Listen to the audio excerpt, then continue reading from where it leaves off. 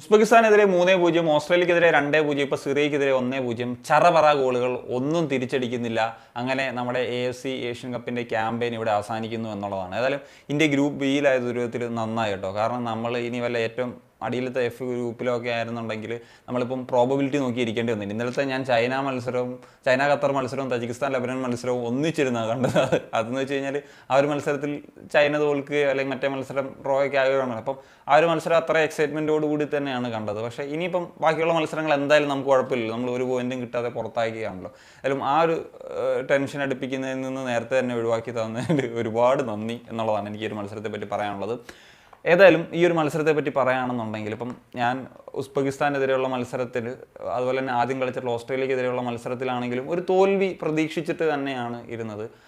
So ആ ഒരു ഇപ്പം സിറിയക്കെതിരെ ഒറിജിൻ പ്ലേയേഴ്സ് ഉണ്ടെങ്കിൽ കൂടി നമുക്ക് ഈ പറഞ്ഞതുപോലെ ഒരു ഡ്രോ നേടാനുള്ളൊരു കേപ്പബിലിറ്റി അതാണല്ലോ നമ്മൾ ആഗ്രഹിക്കുന്നത്. ഇപ്പം വിൻ അല്ലെങ്കിലും അറ്റ്ലീസ്റ്റ് ഒരു ഡ്രോ എന്നുള്ളതാണ്. അപ്പം ഞാൻ ആ ഒരു കാര്യത്തിലേക്ക് വരാം. ഇപ്പം ഓസ്ട്രേലിയക്കെതിരെ ആണെങ്കിലും നമുക്കൊരു പ്ലാൻ ഉണ്ടായിരുന്നു, നമ്മൾ വെൽ ഡിഫെൻഡ് ചെയ്യുക, നമുക്ക് ഒരു കൗണ്ടർ സിറ്റുവേഷൻ ആണ്, അങ്ങനെ വരുമ്പോഴത്തേക്കും ആ ഒരു റൺ ചെയ്ത് എന്തെങ്കിലും മൊമെൻറ്റ്സ് ഉണ്ടാക്കാൻ പറ്റുമോ എന്നുള്ളതാണ്.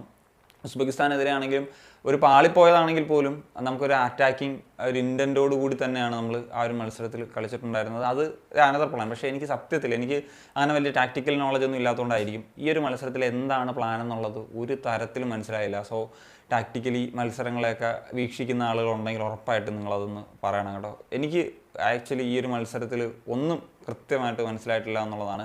സോ കഴിഞ്ഞ മത്സരങ്ങളിലൊക്കെ ഞാൻ പറഞ്ഞിരുന്നു ആ ഒരു കോച്ചിനെ വിമർശിക്കാൻ പറ്റുന്ന തരത്തിലുള്ള തോൽവികളല്ല. പക്ഷേ ഈ ഒരു മത്സരത്തിലേക്ക് വരുന്നൊരു സമയത്ത് ഉറപ്പായിട്ടും ഈ ഒരു സ്റ്റിമാച്ചിൻ്റെ കയ്യിൽ നിന്ന് പോയിട്ടുള്ളൊരു മത്സരമാണ്, 100% ആണ് എന്നുള്ളതാണ്. പിന്നെ ഈ ഒരു മത്സരത്തിൽ പ്ലേയേഴ്സിൻ്റെ ഒന്നും ഭാഗത്തുനിന്ന് യാതൊരു വിധത്തിലുള്ള ഇൻറ്റൻറ്റ് എനിക്ക് തോന്നിയിട്ടില്ല. ആകപ്പാട് സുഭാഷിഷ് ബോസാണ് ഈ ഒരു മത്സരത്തിലൊരു നല്ല പെർഫോമൻസ് നടത്തിയാൽ തോന്നി. അദ്ദേഹം ഡിഫെൻസീവ്ലി വളരെ നന്നായിട്ട് കളിച്ചു. ഇപ്പം ലെഫ്റ്റ് ബാക്ക് കളിച്ചിട്ടുള്ള ആകാശ് മിശ്ര ആണെങ്കിലും പല പ്ലേയേഴ്സ് ആണെങ്കിലും ആ ഒരു നോട്ട് അപ് ടു മാർക്ക് എന്നുള്ള ലെവലിൽ തന്നെയായിരുന്നു ഉണ്ടായിരുന്നത്. സത്യത്തിൽ ഇന്ത്യയും സിറിയയും തമ്മിലുള്ളൊരു മേജർ ഡിഫറൻസ് ആയിട്ട് എനിക്ക് തോന്നിയത് ഈ റിയാക്ഷൻസ് ആണ്. അതായത് നമ്മളുടെ ഒരു പ്ലെയർ ഒരു ബോൾ കിട്ടി അത് കറങ്ങി തിരിഞ്ഞ സെക്കൻഡ്സ് പോകുമ്പോഴത്തേക്കും അവരൊന്നെങ്കിൽ ഇൻ്റർസെപ്റ്റ് ചെയ്യും അല്ലെങ്കിൽ ക്ലോസ് ഡൗൺ ചെയ്യുന്നൊരു സാഹചര്യത്തിലേക്ക് വരും. പക്ഷേ സിറിയൻ പ്ലേയേഴ്സ് കളിക്കുന്ന നോക്കിയാൽ അറിയാം, സിറിയയിൽ ഇപ്പോൾ എനിക്ക് തോന്നുന്നു കളിച്ച 11 പേരിൽ 7 പ്ലെയറും വിദേശത്തു നിന്നുള്ളവരാണ്. സോ അതിൻ്റെ ഒരു ക്വാളിറ്റി ഉണ്ട്. അർജൻറ്റീൻ ടോപ്പ് ടയറിൽ കളിക്കുന്നതിനും UAE പ്രോയുടെ അൽവഹദയിൽ കളിക്കുന്ന പ്ലേയേഴ്സൊക്കെ അടക്കം അവരുടെ ടീമിലുണ്ട്. ആ ഒരു ക്വാളിറ്റി ഡിഫറൻസ് എന്ന് പറഞ്ഞു കഴിഞ്ഞാൽ വളരെ എവിഡൻ്റ് ആയിരുന്നു എന്നുള്ളത് യാതൊരു വിധത്തിലുള്ള സംശയമില്ലാന്ന് പറയും. അവർ ആക്ച്വലി ആ ഒരു അറ്റാക്കിംഗ് ഇൻറ്റൻ ഞാൻ പറഞ്ഞു, അവരുടെ ട്രാൻസിഷൻസ്, അവരുടെ ഒരു ഫ്രീ ഫ്ലോയിങ് ആയിട്ടുള്ള ആ ഒരു ഫുട്ബോൾ ഉണ്ടായിരുന്നു. നമ്മൾ ഈ പറഞ്ഞ പോലെ മര്യാദയ്ക്ക് നമുക്ക് ഒരു പാസ് ചെയ്യാനോ അല്ലെങ്കിൽ ആ ഒരു അറ്റാക്കിങ്ങിൽ റൺസ് മേക്ക് ചെയ്യാനോ ഒന്നും സാധിച്ചില്ല. ആകെ ഉണ്ടായിരുന്ന ആ മഹേഷിൻ്റെ ഫസ്റ്റ് ഹാഫിലുണ്ടായിരുന്ന ആ ഒരു ഷോട്ട് മാത്രമാണ്, അത് കോർണർ കിക്കിലേക്ക് പോയി. പിന്നെ മഹേഷ് ഒരു ഡേഞ്ചറസ് ആയിട്ടാണ് കളിച്ചത്, ഒരു റെഡ് കാർഡ് മേടിക്കുക എന്നുള്ള സിറ്റുവേഷനൊക്കെ ഉണ്ടായിരുന്നു. ഭാഗ്യമാണ് റെഡ് കാർഡ് കിട്ടാതിരുന്നത്. അതുകൊണ്ട് തന്നെയാണ് തോന്നുന്നു ഫസ്റ്റ് ഹാഫ് കഴിഞ്ഞപ്പോഴത്തേക്കും ചേഞ്ച് വന്നു. ആ ചേഞ്ചസിൻ്റെ കാര്യം പറയുമ്പോഴാണ് ഉദാന്തം ഇറക്കി യാതൊരു വിധത്തിലുള്ളൊരു ഇമ്പാക്റ്റ് ഉണ്ട്. ഇപ്പം കഴിഞ്ഞ മാച്ചിൽ രാഹുൽ റൈറ്റ് വിങ്ങിൽ നന്നായിട്ട് പെർഫോം ചെയ്തതാണ്. അദ്ദേഹത്തിൻ്റെ ഒരു നല്ല ഷോട്ട് ഉണ്ടായിരുന്നു, അദ്ദേഹത്തിൻ്റെ ഒരു ക്രോസിങ് ട്രൈ റൺസ് ഒക്കെ ഉണ്ടായിരുന്നു. പക്ഷേ ഈ മാച്ചിൽ ഉദാന്ത യൂട്ടിലൈസ് ചെയ്യാനായിട്ട് സാധിച്ചില്ല. പിന്നെ സഹലിൻ്റെ കാര്യത്തിൽ അദ്ദേഹം ഇപ്പോഴും ആ ഒരു കംപ്ലീറ്റ്ലി മാച്ച് ഫിറ്റ് ആയി എന്നുള്ളത് എനിക്ക് ഒരു മത്സരം കാണുമ്പോൾ തോന്നില്ല. അപ്പം അത് കോച്ച് റിയലൈസ് ചെയ്യുന്നൊരു കാര്യമാണ്. നമുക്കറിയാം സഹൽ ബെസ്റ്റ് പ്ലെയർ തന്നെയാണ്, പക്ഷേ അദ്ദേഹം ഒരു ഇഞ്ചറിയിൽ നിന്ന് തിരിച്ചു വരുന്നൊരു സമയത്ത് ഈ പറഞ്ഞതുപോലെ പ്രശ്നങ്ങളുണ്ടാകും. സോ അത് ഞാൻ പറഞ്ഞ ഒരു സബ്സ്റ്റിറ്റ്യൂഷനിൽ വന്നിട്ടുള്ള ഒരു കാര്യങ്ങൾ പറഞ്ഞതാണ്.